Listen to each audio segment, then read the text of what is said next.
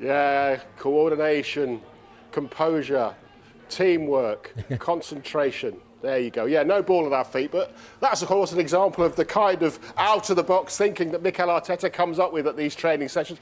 Not sure whether there's going to be any more like that when we have a look at it in a moment. But yeah, pen practice, wasn't it, on Monday? It stole the headlines around the world. You do see pen practice at football training grounds, but it normally involves putting a ball in the net from 12 yards. Mikel Arteta always coming up with new ideas. I guess you could call that one the Mikel Arteta biro business, or mix bic trick, although other ball points are available. Speaking about ball points, let's point towards the ball and see what's going on out there in terms of players who you can tick off or ink into the squad for this match as Arsenal return to the Premier League on Saturday lunchtime against Bournemouth. And the big news is that Ebbs Eza is out there. There he is, looking like he's ready for business, joining in with the rest of the Arsenal squad. Of course, he missed the Carabao Cup final. He pulled out of the England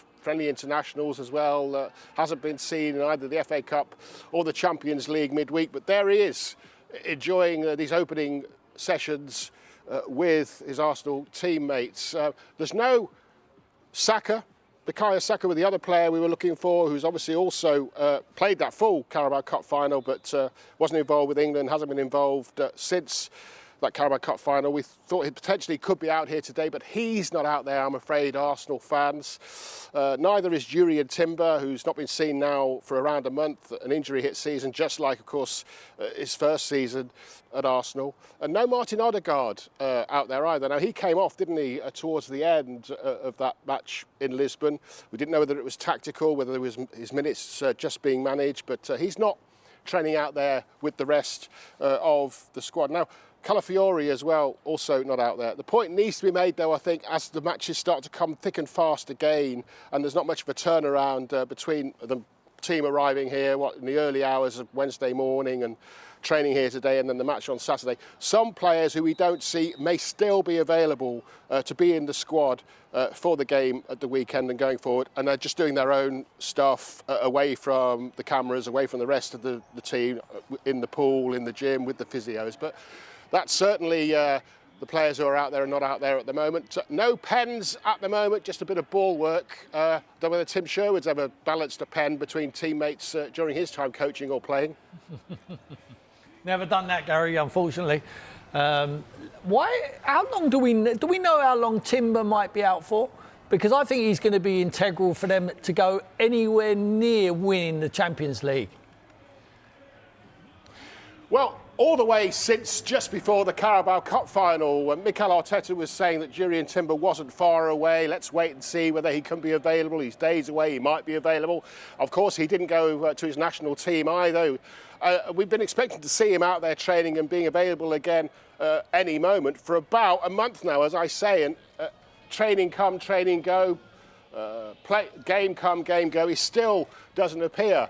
Mikel Arteta obviously will update us all on that and others at his news conference at 1:30 tomorrow. We won't have a chance to ask him today because we're just here for the training today. But yeah, a lot of Arsenal fans are wondering too, where is Jurian Timber? Because you're right, what a great player he is and what a difference he can make when he's out there.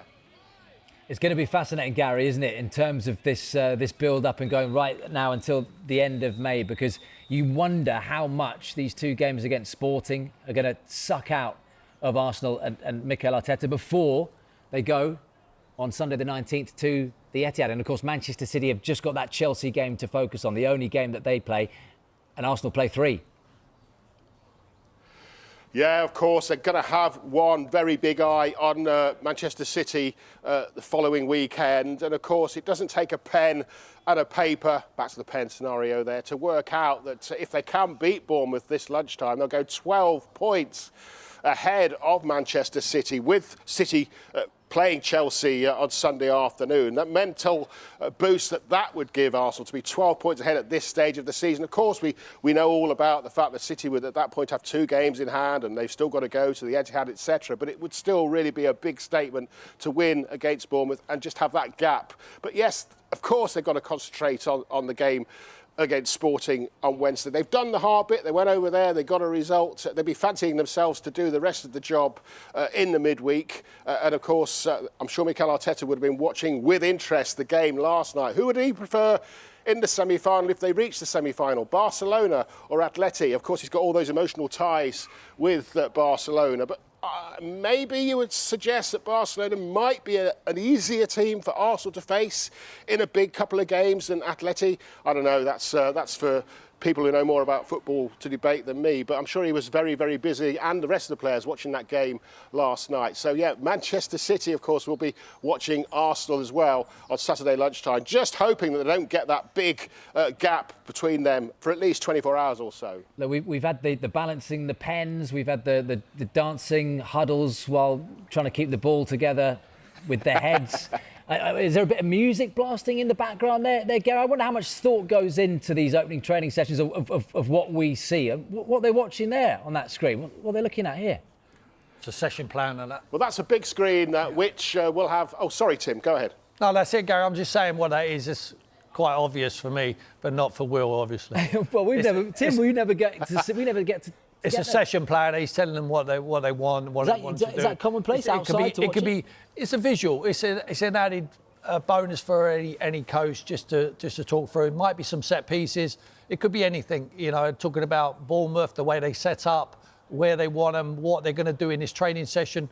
It's just, I mean, there's no end of back. But Tim, you know, we get to see this now, and Gary can only get to watch sort of 10 minutes of this, and then we're told very quickly to turn the cameras off and move away. So how much changes once, you know, the serious stuff starts then, does it? Absolutely. He must think about what he wants to show us. Yeah, that's why they've turned that around, so you can't see what they're looking at, you know, so we have to be guessing. But that's what it is, just to be a visual. It's an added bonus to any coach, you know. They've got everything now, haven't they, at these football clubs, just so every fine detail is addressed, and they'll be it, and that's why they're talking to him there. It might be something to do with their. I mean, it looks like it's Tim. Yes. Do you think they're maybe looking at the league table, seeing where Spurs are on it at all? I don't know about that, mate. Yes, naughty is the Gary. That is called naughty. Well, they're not watching Titanic. I'm not sure what's going on, but you, I mean, Gary, you get ushered on pretty quickly, don't you? After they are watching that clock for you.